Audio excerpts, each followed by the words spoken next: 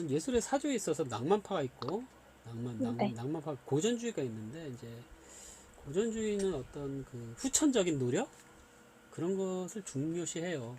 음, 근데 낭만파 같은 그런 사조에서는 타고난 어떤 그런 시적인 재능, 음, 천부적인 재능, 아무도 가르쳐줄 수 없는 천부적인 재능을 더 중요시 하겠죠. 그래서 오히려 이제 이런 천부적인 시적 재능을 가진 사람들의 어떤 특성이 뭐냐면은 자유함이에요. 그러니까 막 싫어 억지로 썼다는 그런 어떤 바늘의 흔적이 전혀 없는 거죠. 음, 천의 무봉이라 하는데 그것을 가장 장점으로 하는데 또 반면에 그래서 그런지 몰라도 읽어보면 어떤 문장은 난해하기도 하고 어떤 무슨 말인지 잘 이해가 안 갈 때도 있어요. 그런 것들은 사실 무의식 차원에서 끌어올리는 시들을 자기가 의식 차원에서는 어느 정도 수정을 하는 게 좋은데 이게 소설은 이제 의사소통을 하기 위한 것이 목적이라면 시는 오히려 그 반대예요. 불통의 시.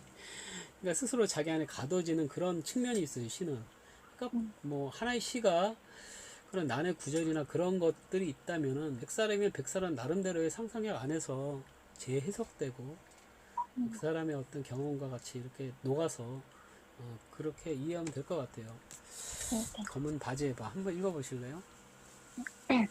호주머니를 잃어서 오늘 밤은 모두 슬프다. 공장으로 이어지는 계단은 모두 32개. 나는 나의 아름다운 두기를 어디에 두었나? 유리병 속에 갇힌 말벌의 리듬으로 입맞추던 시간들을. 오른손이 왼쪽 겨드랑이를 긁는다 애정도 없이.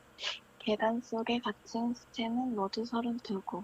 나는 나의 뾰족한 두 눈을 어디에 두었나? 호수를 들어올리던 뿔의 날들이여. 새엄마가 죽어서 오늘 밤은 모두 슬프다. 밤의 늙은 여왕은 부드러움을 잃고 허위하던 별들의 복이 떨어진다.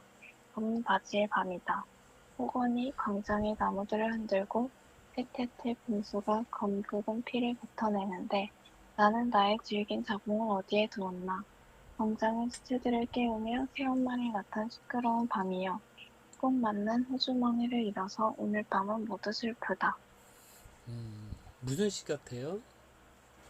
검은 바지가 상징하는 게 뭘까요? 검은 바지. 치마가 아닌 검은 바지. 또 색깔도 중요한 거죠. 색깔, 또 바지. 네, 흰 바지의 밤, 빨간 바지의 밤, 노란 바지의 밤, 뭐 이렇게 색깔에 따라서 느낌이 다 다르죠. 근데 검은 바지 이러면 굉장히 어떻죠?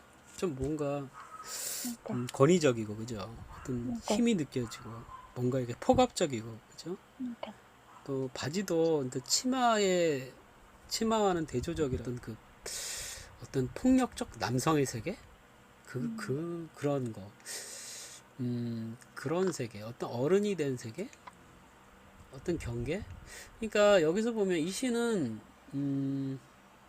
많은 부분 어떤 암호가 있는 것 같아요 숨겨진 네. 그럼 처음부터 보면 호주머니를 잃어서 오늘 밤은 모두 슬프다 호주머니가 어떤 호주머니 또 뭘까 호주머니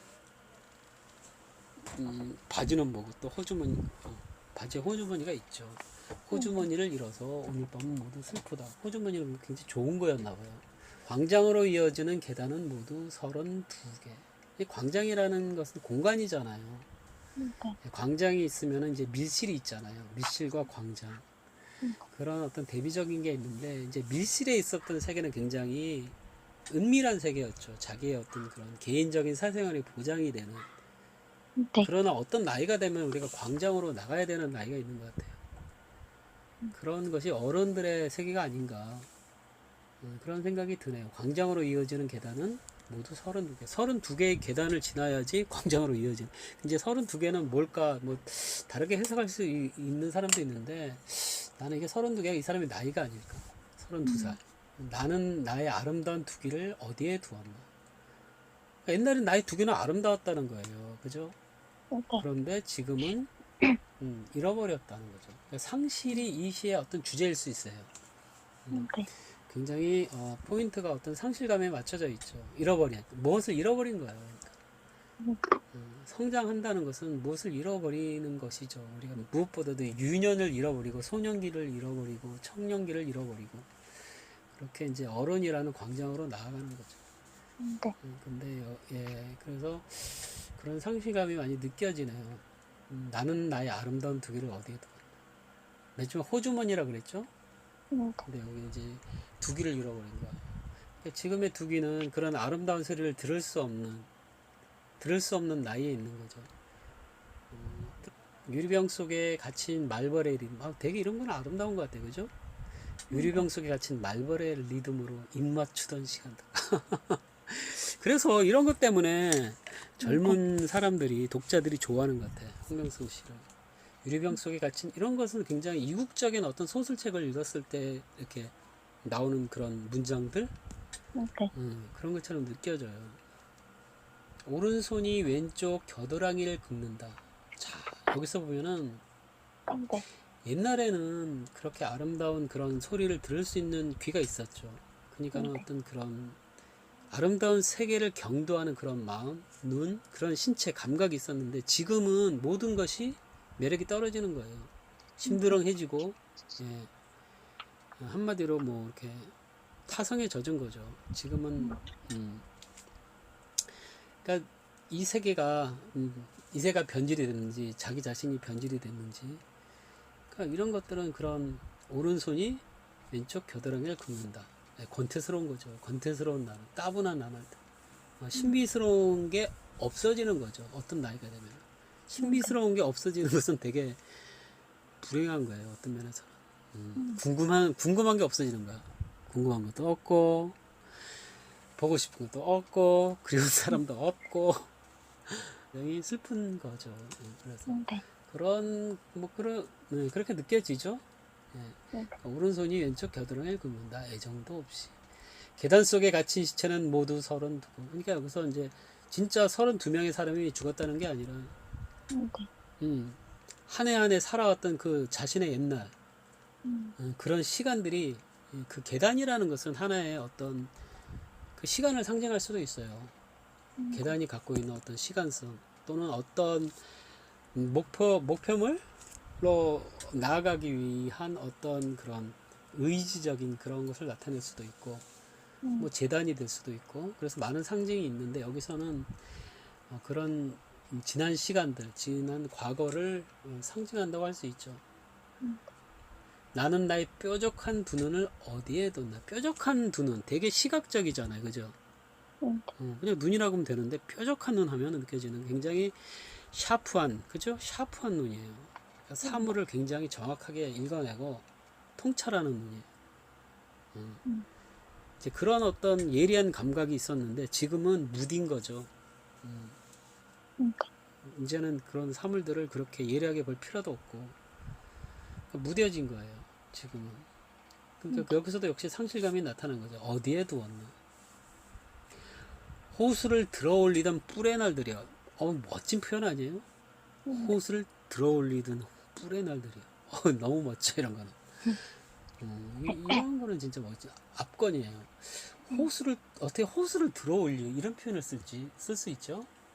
호수는 그냥 바라보는 것이고, 호수는 그냥 가서 수영하는 곳이고, 그 정도인데, 그래서 호수를 번쩍, 이렇게 마치 역도 선수처럼 그 호수를 들어 올렸다는 것은 엄청난 그 아름다움 아니에요?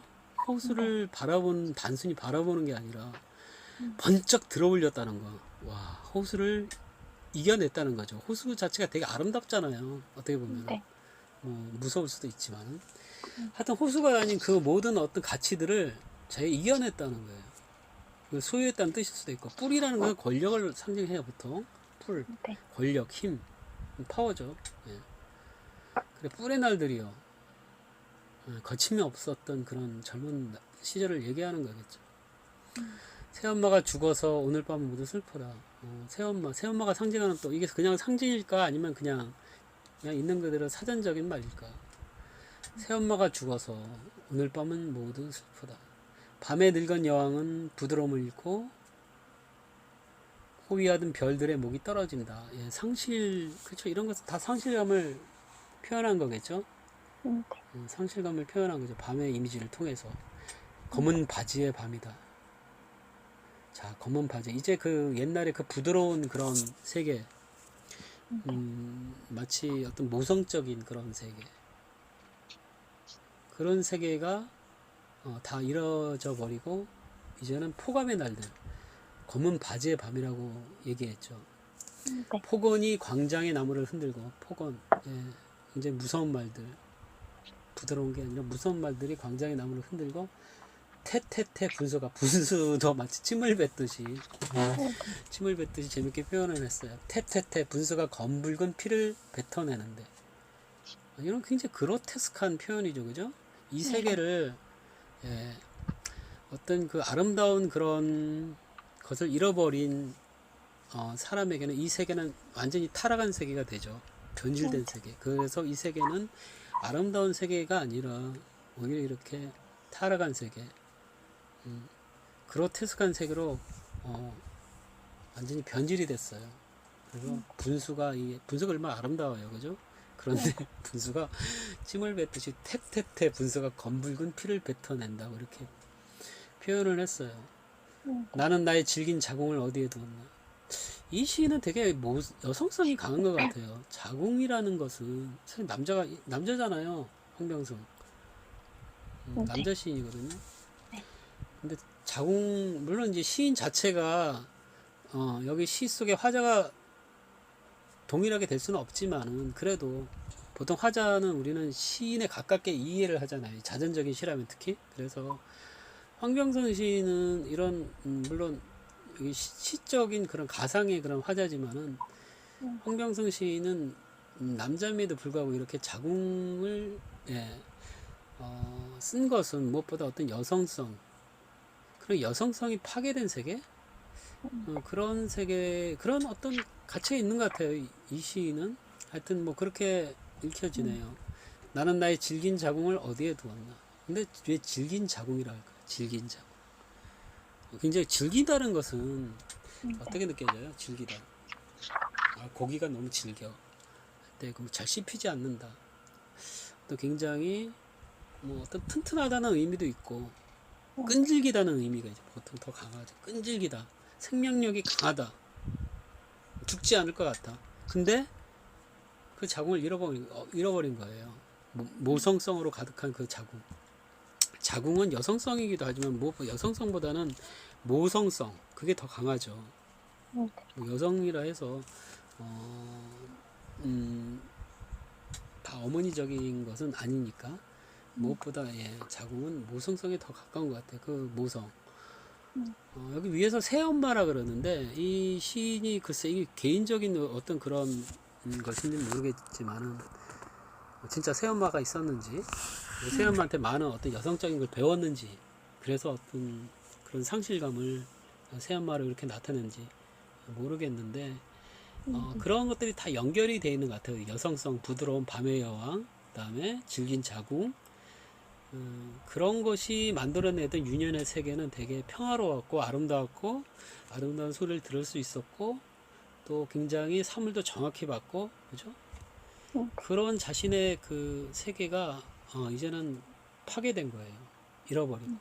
잃어버리고 파괴된 세계. 이제는 광장의 분수는 아주 살벌하죠. 피를 뿜어내고 폭언이 나무를 흔들고 그런 폭력의 세계. 광장의 시체들을 깨우며 새엄마를 낳던 시끄러운 밤이여 꼭 맞는 호주머니를 잃어서 오늘 밤은 모두 호주머니는 그러면은 그런 것 같아요. 선생님이 다 읽고 생각나는데 호주머니는 어떤 추억을 저장하는 공간. 보통 이제 서랍이나 이런 그러니까 사물들을 어떤 거 상징성이 있는데 어떤 서랍이나 이런 것들은 다 추억을 상징하거든요. 기억을 보통 이제 우리 서랍에는 자신의 개인적인 그런 추억의 물품들이나 소중한 걸 넣어두잖아요. 소년한테는 항상 주머니 속에 뭐가 들어있잖아요. 딱지가 들어있든지, 딱지가 들어있든지, 뭐 구슬이 들어있든지, 동전이 들어있든지, 뭐 그런 좀 꾀지지하지만은 항상 그런 아기자기한 것들이 주머니를 채우고 있었죠. 유년 시절에는 그런 어떤 아기자기한 그런 것들이 이제는 이제 없어진 거죠.